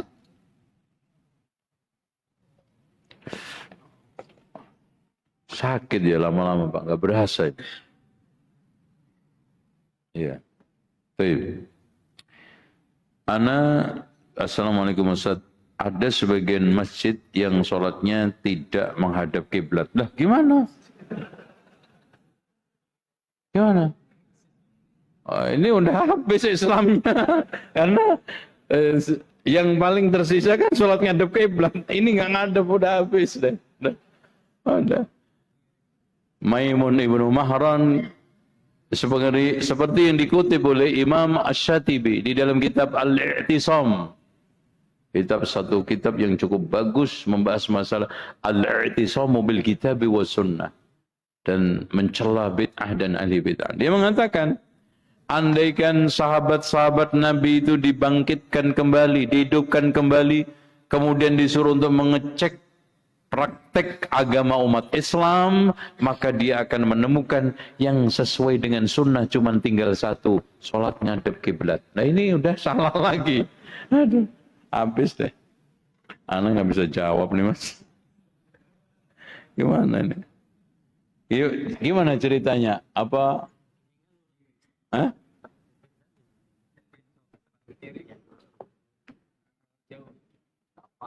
Ya, oh dipencengin sendiri gitu ya. Ya antum ingat kan. Tapi intinya menghadap kiblat itu termasuk syarat mutlak. Siapa yang tidak sholat menghadap kiblat padahal mampu, maka sholatnya tidak sah. Karena Allah berfirman, "Fawalli wajhaka syatral masjidil haram. Haitsu ma kuntum fawallu wujuhakum." Makanya di sini di antara para ulama mengatakan, kalau kita sholat istiqbal menghadap melihat Ka'bah, maka wajah kita arahkan ke Ka'bah. Kalau kita itu tawajuh hanya sekedar menghadap tapi tidak melihat, kita arahkan ke tempat sujud. Ini al-jam'u bainal Qur'an wal hadis. Karena hadis Rasulullah menganjurkan kita untuk melihat tempat sujud.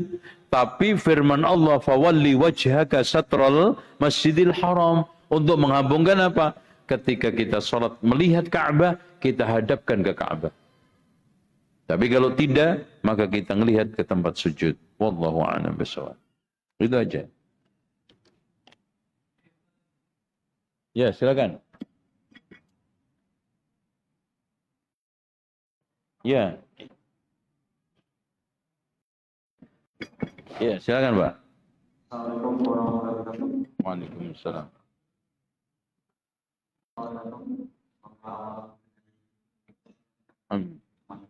Ya.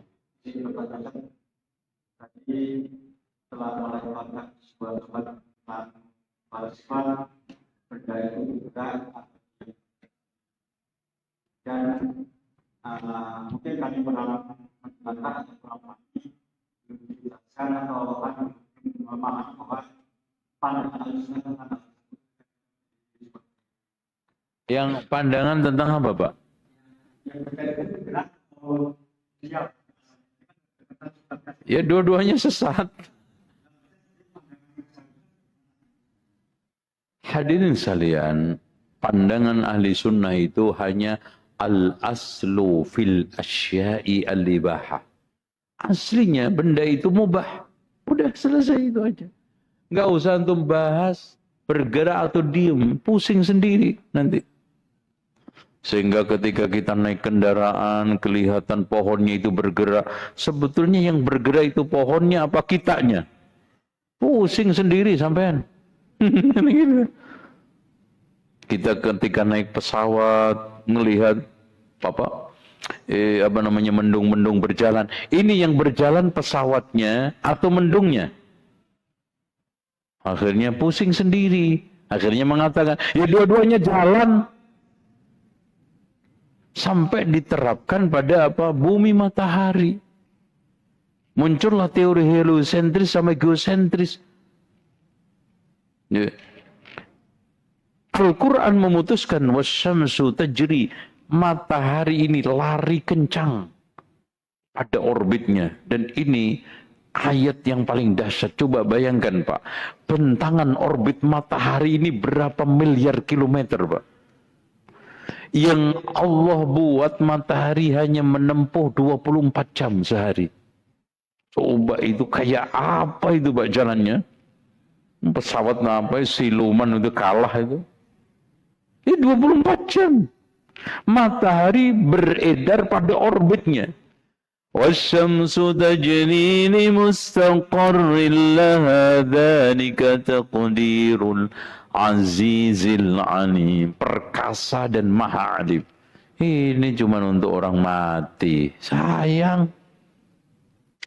La syamsu yanbaghi laha an tudrikal qamar walal laylu sabiqun nahar wa kullu fi falakin yasbahun. Masing-masing itu berjalan pada orbitnya. Masya Allah. Bikin sekian miliar planet, nggak ada satupun yang benturan Pak. Subhanallah. Teknologi apa yang bisa dibahas oleh orang sekarang? Baru bikin satelit saja petentang-petenteng. Coba antum lihat besarannya Jupiter itu. Matahari dengan energinya berapa? Wah, miliar watt itu panasnya. Coba kalau digeser sedikit ke bumi, mateng sampean. 1 senti aja mateng. Dan coba Allah membuat suhu. Antum kalau sekarang naik pesawat di ketinggian 36 derajat Celcius, berapa itu derajat Celciusnya? Ketinggian 36.000 kaki. 45 sampai 55 minus. Jadi kalau antum keluar, langsung begini, jadi es. Coba dibikin oleh Allah, pelan-pelan makin ke bawah, suhunya disetel. Supaya apa? Mendung itu kalau jatuh, rintik-rintik. Coba kalau tidak diset seperti itu, mendung jatuh segede masjid ini. Sampai kelenger. Ya Allah. Itu. Nyampe di sini berapa? 31, 29 derajat Celcius. Jadi akhirnya apa? Mendung yang gede-gede, besarannya itu sampai seperti gunung, jatuh menjadi rintik-rintik. Subhanallah. Siapa yang sekarang membuat itu semua? Afaraitumul ma'a alladhi tashrabun. Apakah kamu memperhatikan air yang kamu minum? Itu. Siapa yang menurunkan? Allah. Wa nazzalna minas sama'i ma'an mubaraka. Aku telah turunkan air penuh berkah. Jadi kalau hujan jangan pakai payung. Berkah kok ditolak. Berkah. Itu. Antum nikmati atau antum berhenti. Itu. Wa nazzalna minas sama'i ma'an mubaraka. Berkah. Enggak ada air yang paling barokah kecuali air hujan setelah Zam-Zam. Antum hindari pakai payung. Manja banget. Makanya tubuh antum nggak sehat-sehat. Karena makin lama makin sering kejatuhan air hujan, makin sehat. Lihat petani ke sawah. Memang pakai payung. Lucu petani pakai payung ke sawah. Itu manten. Itu sehat kan petani. Karena terbiasa. Ya, dikasih disiram pakai air barokah. Lah antum menghindar pakai payung. Udah gitu ada peribahasa, sedia payung sebelum hujan. Harusnya sedia hujan sebelum payung gitu. Lucu juga. Makanya saya itu berusaha untuk tidak payungan kalau ada hujan. Itu ngapain? Apalagi kehujanan di kampung, Masya Allah airnya bening, bersih. Ya kalau di kota ada emisi, ada campur ini mungkin. Di kampung bersih. Sehat. Itu caranya ya. Hal yajuzu li an asna. Ma hiya tariqat idlali syaitan. Cara setan menyesatkan ya nanti Mas. Antum tanyanya sekarang berarti selesai tablignya. Nanti kita akan sisir satu persatu talbis iblis kepada fulan-fulan, kepada ahli ibadah, kepada orang zuhud, kepada orang alim, kalau semua. Dan Masya Allah, hampir kita tidak menemukan kitab yang membahas talbis iblis sedetail, sepakar, dan spesifik seperti Imam Ibnu Jauzi. Ustaz izin bertanya, apa contoh bid'ah yang dapat menyesatkan manusia? Ya semua bid'ah. Walaupun bid'ah itu bertingkat-tingkat, ada yang sampai pada tingkatan kufur. Ada dosa besar, ada dosa kecil. Tapi nggak ada bid'ah sampai bablas hasanah itu. Nggak ada. Oh, bid'ah itu sesat, hasanah itu baik. Coba gabungin, sesat yang baik. Gimana? Kalau ada ustadz membahas bid'ah sana, saudaraku, insya Allah hari ini kita akan membahas satu tema yang penting, yaitu sesat tapi baik. Dan mudah-mudahan setelah pembahasan ini selesai, kita menjadi orang-orang baik tapi sesat. Dan semoga kita semua dikumpulkan bersama orang-orang sesat tapi baik. Terus surganya mana, Pak? Surga orang sesat tapi baik itu nggak ada. Gitu. Jadi Rasulullah sudah memberikan satu vonis, fa inna kulla bid'atin dhalalah. Dan kata Imam Asy-Syatibi, setiap ada nas Al-Quran dan Sunnah, Allah hadirkan dengan teks umum dan tidak ada pengecualian, maka kaidahnya tetap pada keumumannya. Karena kita tidak temukan dalam satu nas pun Allah atau Rasulnya mengatakan semua bid'ah itu sesat kecuali yang ini dan itu. Nggak ada. Nggak ada itu, cek. Ya.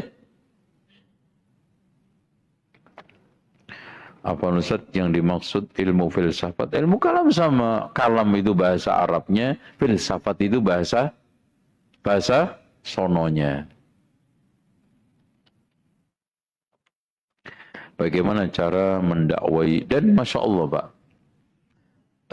tadi malam saya sampaikan ada buku, antum download, ada di Google, Sejarah Penghancuran Buku, karya Fernando Baez. Ini orientalis, ya.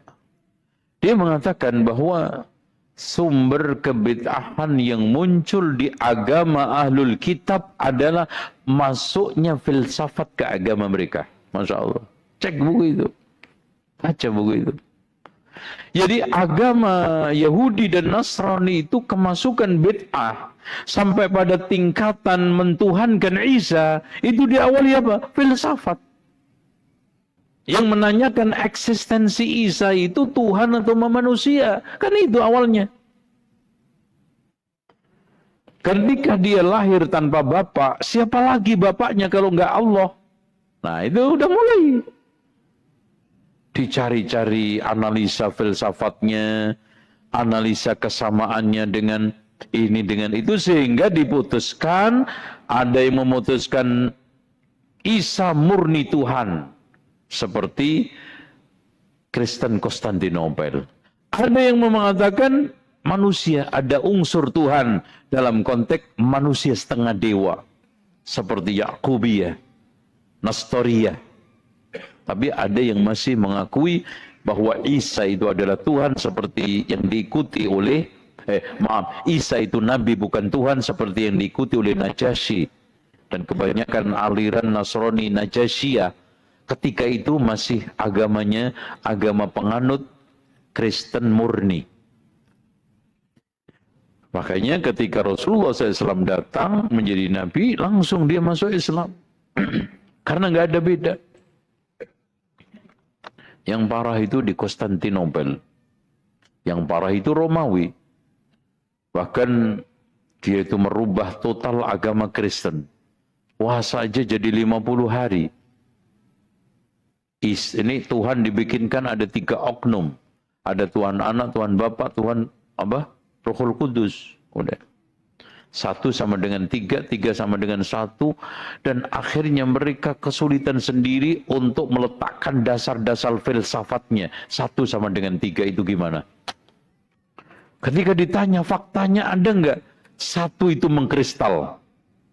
Seperti faktanya ada enggak? Manusia itu manunggal dengan Allah, Allah manunggal dengan manusia. Enggak ada faktanya, gimana?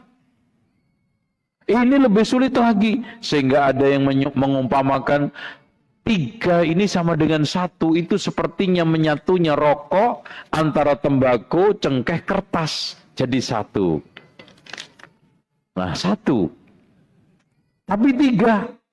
Kalau di otak satu-satu, ini kertasnya, ini cengkehnya, ini apa namanya? Tembakonya.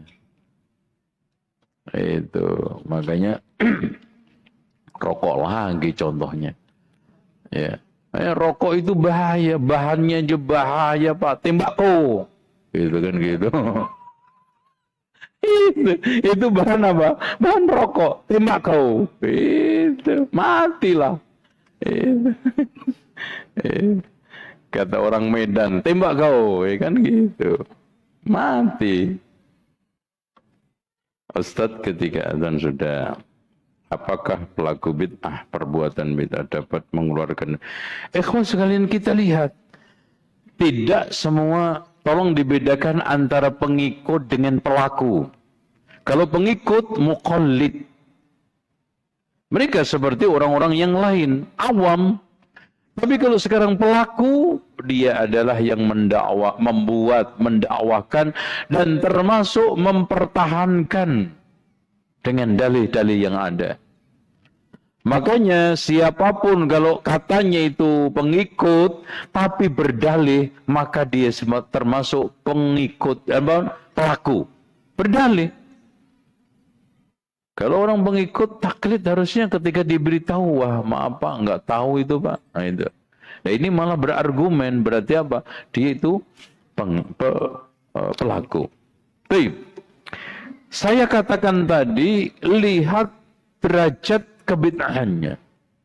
Kalau kebid'ahan itu sampai pada tingkatan kufur, seperti bid'ahnya Jahmiyah yang mengatakan Quran itu makhluk, maka dia keluar dari Islam. Qadariyah juga begitu. Qadariyah itu juga bertingkat-tingkat. Kalau dia mengingkari ilmu, kitabah, masyiah, dan al-khalqu, maka dia itu kafir. Tapi kalau dia menetapkan ilmu wal kitabah, hanya mengingkari al-masyiah wal khalqi, maka di antara para ulama tidak mengeluarkan dari Islam. Ustaz, ada seorang da'i yang mengatakan bahwa hadis yang disampaikan dari Abu Hurairah tadi. Terakhir, bagaimana cara mendakwai kenalan yang tidak bisa keluar dari kegiatan bid'ah dengan alasan tidak ingin memahami ikhwah sekalian? Antum jangan berpikir, bermimpi aja jangan. Berdakwah sebelum antum punya ilmu. Makanya kemarin saya sampaikan, kata Imam Ibn Taimiyah di dalam kitab Al-Amru bil Ma'ruf wan Nahi 'anil Munkar, siapa saja yang ingin amar ma'ruf nahi munkar harus berilmu sebelum amar ma'ruf nahi munkar. Lemah lembut ketika saat amar ma'ruf nahi munkar, dan sabar setelah amar ma'ruf nahi munkar, ilmu. Qul hadhihi sabili ad'u ila Allah 'ala basiratin ana wa man ittaban. Ilmu itu bukan hanya sekedar ilmu isi dakwah, materi dakwah, tidak. Ilmu tentang materi dakwah iya, ilmu tentang uslub metode dakwah iya, sarana dakwah iya, seluruhnya termasuk etika, adab, sopan santun dakwah. Demikian, sudah cukup waktunya. Waduh, terakhir ini Pak. Apakah sholatnya sah jika jidatnya tertutup penutup kepala? Ketika sholatnya sah, tapi kurang sempurna aja. Karena Rasulullah SAW menegaskan, la sholata liman lam yusib jabinuhu ma yunsib anfuhu. Tidak ada sholat bagi orang yang tidak menempelkan jidatnya seperti nempelnya hidung. Makanya udah nempel, itu saja. Tapi apakah sah atau tidak sah? Ya, cuman tidak sempurna. Saya kira itu, ana udah capek Mas sama antum. Ya, mudah-mudahan ketemu lagi di kesempatan lain. Ya, karena tadi pagi juga ada khusus materi untuk tausiah ke guru-guru. Insya Allah kita ketemu di kesempatan berikutnya membahas Dhammul bid'ah wal mubtadi'in. Ketercelaan bid'ah dan ahli bid'ah.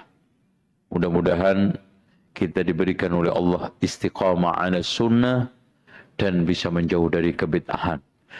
Subhanakallahumma wa bihamdika asyhadu an la ilaha illa anta astaghfiruka wa atubu ilaik wa sallallahu ala Muhammadin wa ala ali Muhammad walhamdulillahi rabbil alamin. Wassalamu alaikum warahmatullahi wabarakatuh.